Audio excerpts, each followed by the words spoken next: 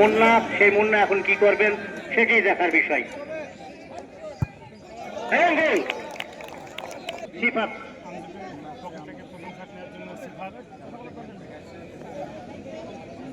সিফাত আসছেন প্রথম কিকটি নেবার জন্য। সিফাত দৌড় শুরু করলেন,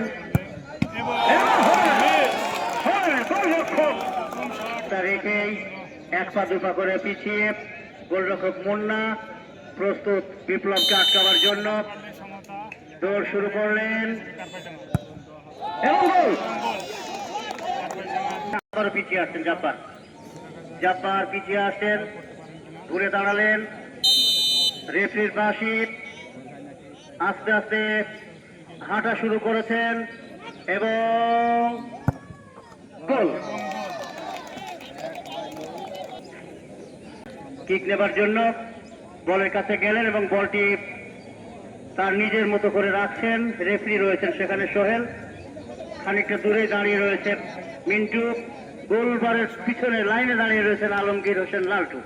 তিনজন রেফারির বাঁশি, সাইদ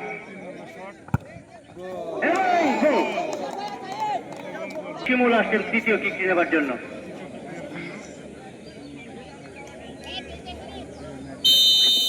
শিমুল দৌড় শুরু করলেন,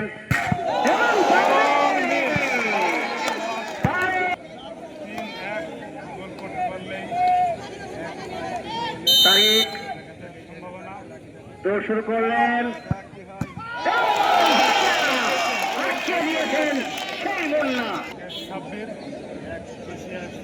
যদি গোল করেন 26 কিছুটা আশা থেকে যাবে, তবে অনেকগুলো কিন্তু রয়েছে, বিপুল পরিমাণ দর্শক এই মুহূর্তে।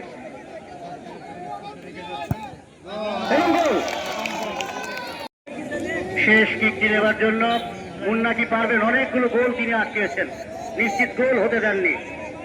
আগের কিকটি আটকেছেন, শেষ বাঁশি